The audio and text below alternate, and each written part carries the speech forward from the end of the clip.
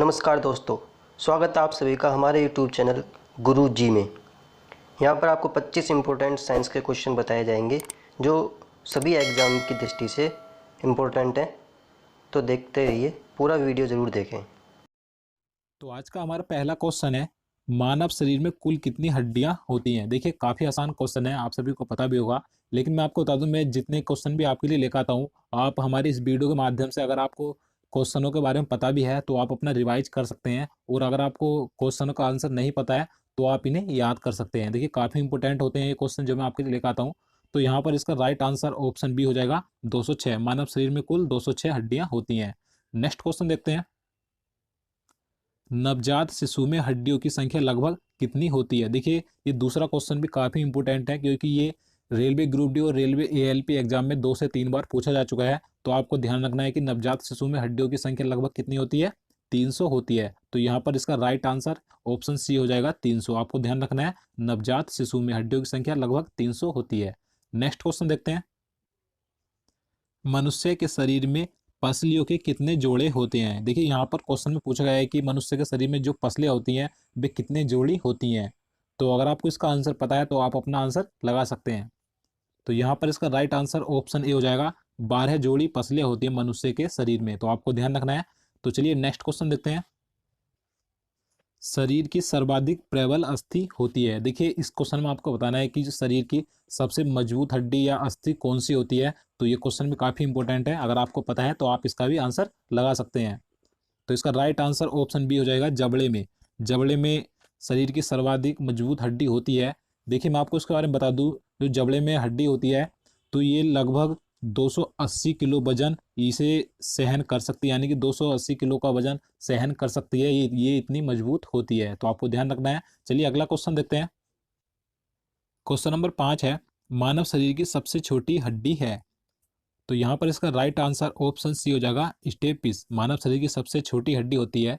देखिए आपको मैं इसके बारे में और पॉइंट बता दूं जहाँ से क्वेश्चन अधिकतर पूछे जाते हैं। आपको ध्यान रखना है कि मानव शरीर की सबसे छोटी हड्डी यानी कि स्टेपिस की लंबाई कितनी होती है, 11 इंच होती है। आपको ध्यान रखना है। और अगर हम सेंटीमीटर में बात करें, सेंटीमीटर में 28 सेंटीमीटर होती है। तो आपको सेंटीमीटर और इंच इन दोनों में इसकी लंबाई याद रखनी है, क्योंकि एग्जाम में कुछ भी पूछा जा सकता है। और देखिए अगर अगर हम इसकी बात करें कि ये हड्डी कहाँ पाई जाती है, तो आपको पता होगा ये हड्डी कान में पाई जाती है। और कान से रिलेटेड एक क्वेश्चन और एग्जाम में पूछा जाता है ज़्यादातर कि कान में कुल कितनी हड्डियाँ होती हैं। तो आपको ध्यान रखना है, कान में कुल 6 हड्डियाँ होती हैं, यानी कि एक कान में 3 हड्डियाँ पाई जाती हैं, दोनों कानों में 6 हड्डियाँ होती हैं। तो आपको ध्यान रखना है। चलिए नेक्स्ट क्वेश्चन देखते हैं, मानव शरीर की सबसे लंबी हड्डी है। अगर आपको इसका आंसर पता है तो आप इसका भी आंसर लगा सकते हैं। तो इसका राइट आंसर ऑप्शन डी हो जाएगा, फीमर। मानव शरीर की सबसे लंबी हड्डी होती है।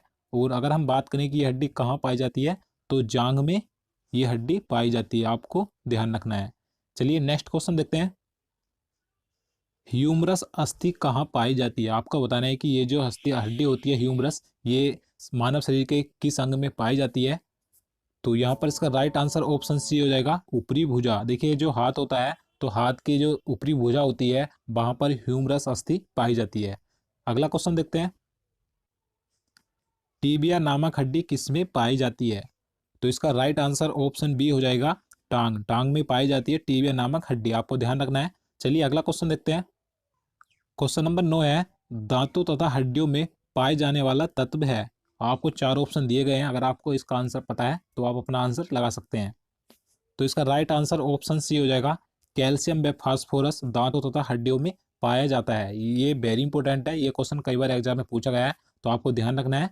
चलिए नेक्स्ट क्वेश्चन देखते हैं, वृद्धावस्था में मनुष्य की हड्डियां क्यों कमजोर हो जाती हैं। यानी कि बुढ़ापा आने पर मानव शरीर की सभी हड्डियां कमजोर पड़ जाती हैं।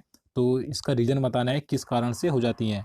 तो इसका राइट आंसर ऑप्शन सी हो जाएगा, कैल्शियम की कमी के कारण बुढ़ापा आने पर मानव शरीर की हड्डियां कमजोर हो जाती हैं। तो आपको ध्यान रखना है। चलिए अगला क्वेश्चन देखते हैं,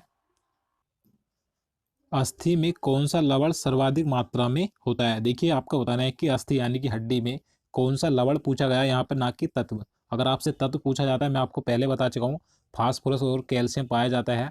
और यहाँ पर लवण पूछा गया है, तो इसका राइट आंसर ऑप्शन ए हो जाएगा, कैल्शियम फास्फेट पाया जाता है।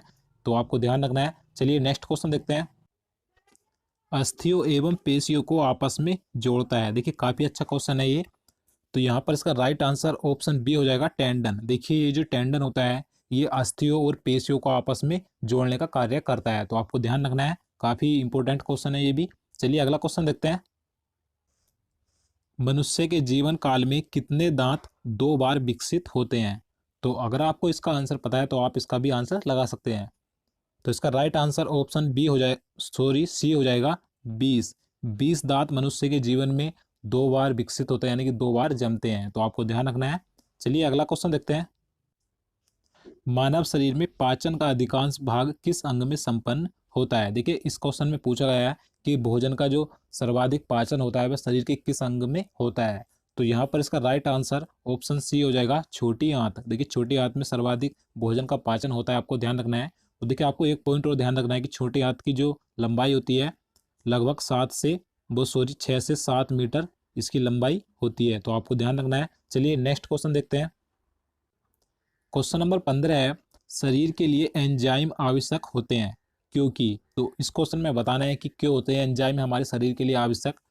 तो यहाँ पर इसका राइट आंसर ऑप्शन डी हो जाएगा, यह जीव रासायनिक क्रियाओं के उत्प्रेरक है, इसीलिए ये हमारे शरीर के लिए आवश्यक होते हैं। चलिए नेक्स्ट क्वेश्चन देखते हैं। दूध प्रोटीन को पचाने वाला एंजाइम है। इस क्वेश्चन में पूछा गया है कि जो दूध में प्रोटीन होता है उसको पचाने वाला एंजाइम कौन सा है? तो यहाँ पर इसका सही आंसर ऑप्शन सी हो जाएगा, रेनिन। तो आपको ध्यान रखना है, ये भी काफी इंपॉर्टेंट है। चलिए नेक्स्ट क्वेश्चन देखते हैं। लार में कौन सा एंजाइम पाया जाता है? तो यहाँ पर इसका सही आंसर ऑप्शन बी हो जाएगा, टाइलिन नामक एंजाइम पाया जाता है जो हमारे मुख में लार होती है। तो आपको ध्यान रखना है। देखिए मैं आपको पिछले क्वेश्चन में एक पॉइंट बताना भूल गया, दूध में जो प्रोटीन पाया जाता है तो आपको ध्यान रखना है, दूध में केसीन नामक प्रोटीन पाया जाता है। तो ये क्वेश्चन भी कई बार एग्जाम में पूछा जाता है कि दूध में कौन सा प्रोटीन पाया जाता है। तो आपको ध्यान रखना है, केसीन नामक प्रोटीन पाया जाता है दूध में। चलिए अगला क्वेश्चन देखते हैं। क्वेश्चन नंबर 18 है, लार किसके पाचन में सहायक होती है? तो ये स्टार्च के पाचन में सहायक होती है, तो इसलिए यहाँ पर इसका सही आंसर ऑप्शन बी हो जाएगा, स्टार्च। अगला क्वेश्चन देखते हैं। पित्त निम्न में से किसके द्वारा पैदा किया जाता है? देखिए ये क्वेश्चन कई बार एग्जाम में पूछा जाता है और आपसे आने वाले एग्जाम में कभी भी पूछा जा सकता है।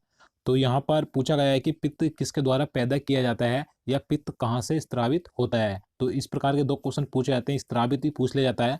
तो आपको ध्यान रखना है कहाँ से स्त्रावित होता है, ये यकृत से स्त्रावित होता है, यानी कि यकृत से पैदा होता है। तो आपको ध्यान रखना है।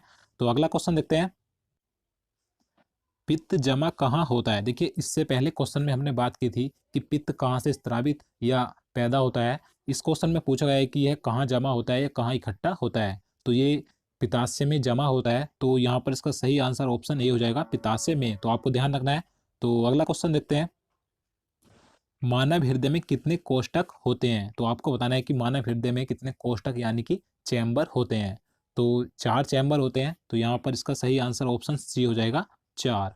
अगला क्वेश्चन देखते हैं।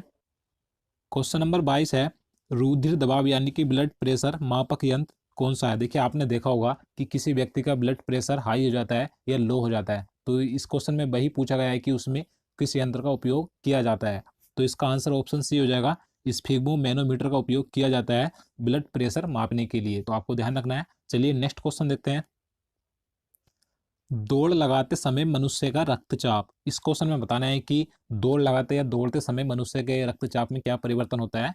तो रक्तचाप हमेशा बढ़ जाता है दौड़ते समय। तो इसलिए यहाँ पर इसका सही आंसर ऑप्शन ही हो जाएगा, बढ़ जाता है। नेक्स्ट क्वेश्चन है, मानव शरीर का रक्त बैंक यानी कि ब्लड बैंक किसे कहा जाता है? तो यहाँ पर इसका सही आंसर ऑप्शन ए हो जाएगा, प्लीहा, यानी तिल्ली भी बोला जाता है। आपको ये दोनों नाम ध्यान रखने हैं। आपसे एग्जाम में प्लीहा ना देकर आपको तिल्ली भी दे सकता है। तो इसलिए आपको दोनों नाम याद रखने हैं, प्लीहा या तिल्ली को मानव शरीर का रक्त बैंक या ब्लड बैंक कहा जाता है। नेक्स्ट क्वेश्चन देखते हैं। रक्त का लाल रंग निम्न में से किसके कारण होता है? आपको बताना है कि रक्त यानी कि ब्लड का लाल रंग किसके कारण होता है। तो इसका सही आंसर ऑप्शन बी हो जाएगा, हीमोग्लोबिन के कारण हमारे शरीर में रक्त का लाल रंग होता है। तो चलिए दोस्तों आज के लिए इतना ही। उम्मीद करता हूँ आपको वीडियो पसंद आया होगा। अगर आपको वीडियो पसंद आया हो तो वीडियो को लाइक कर देना और चैनल को भी सब्सक्राइब कर लेना। साथ ही वीडियो को ज़्यादा से ज़्यादा शेयर भी करना। तो चलिए